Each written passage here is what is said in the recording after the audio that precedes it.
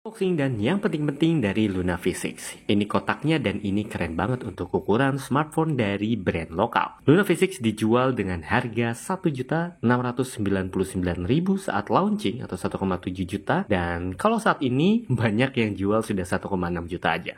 Di bagian belakang ada beberapa unique selling point-nya. Kemudian kalau kita buka, yang pertama kita lihat adalah smartphone-nya tentu saja. Kemudian ada pemisah antara smartphone dan juga bagian bawahnya itu terbuat dari plastik, terlihat banget. Kemudian ada kardus yang isinya itu rapi banget. Ada case, soft case dengan bump area yang begini bagus. Kemudian ada buku manual, kartu garansi, dan juga SIM tray injector. Di bagian bawahnya juga ada penampang plastik yang memuat charger dengan daya 10 watt. Kemudian kabel data atau kabel charger yang USB Type-A ke USB Type-C. Dan ini dia smartphone-nya, kita kletek di bagian depan itu sudah terdapat anti gores yang sudah dipasang. Kita hands on dulu, bagian belakangnya ini saya rasa terbuat dari kaca karena memang beda rasanya. Saya sudah pernah bikin short bahwa beda dengan handphone yang pakai plastik.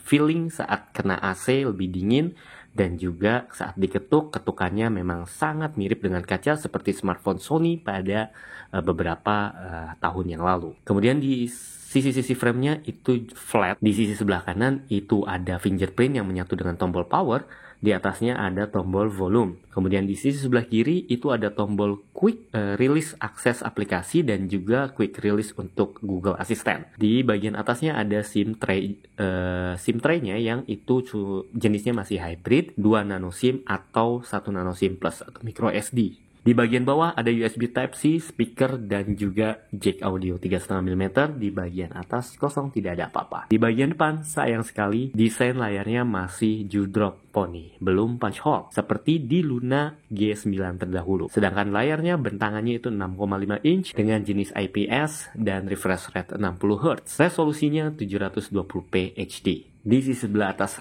layar itu ada earpiece, sensor-sensor, dan juga kamera 8 megapiksel. Kamera utama di belakang itu terlihat ada 3 kamera. Namun yang berfungsi hanya satu kamera, yaitu kamera utama 20 megapiksel. Dari segi spesifikasi, menggunakan chipset Unisoc Tiger T606 dengan skor Antutu mencapai 230.000 lebih ya. Menurut gue ini cukup kencang. RAM-nya sudah 6 GB dan ROM-nya 128 GB. Dengan RAM 6 GB, maka handphone ini bisa dipaksakan untuk memainkan Genshin Impact dan gue coba itu berhasil.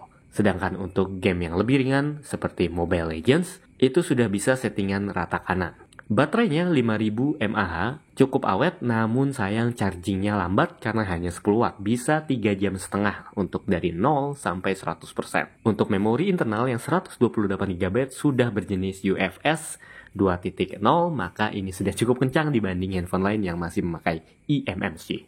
Dari sisi kamera, meski ini cukup lengkap menunya, tapi sayang, ada beberapa kekurangan seperti shutter speednya yang nge-lag ketika lu pakai mode otomatis yang nantinya menghasilkan foto 20 megapiksel butuh waktu sekian 1-2 detik untuk menangkap. Cukup lama. Sedangkan dengan mode yang AI, itu sangat cepat shutternya, tetapi mode AI hanya bisa menangkap sampai 5 megapiksel. Untuk video hanya bisa 1080p, tidak bisa lebih, itu pun FPS-nya tidak bisa kita atur. Handphone ini cukup lengkap, cukup komplit, dan performanya cukup bisa diandalkan di angka 1,6 jutaan. Smartphone brand lokal ini sudah sangat menarik untuk dimiliki. Bahkan bisa bersaing dengan brand global lainnya yang ada di Indonesia dengan kisaran harga yang sama. Telusur punya telusur, rupanya Luna Physics ini adalah rebrand dari smartphone asal Tiongkok, yaitu Oukitel C32. Ya, pantas saja, build quality-nya memang benar-benar matang, kemudian materialnya, bodinya juga matang, dan spesifikasinya juga cukup bisa diandalkan. Agak berbeda dibanding dengan smartphone Luna atau Evercost yang beredar selama ini di Indonesia. So, menurut lu, apakah ini menarik? Thanks sudah nonton, silahkan subscribe dan share. Sampai jumpa di video selanjutnya. Bye.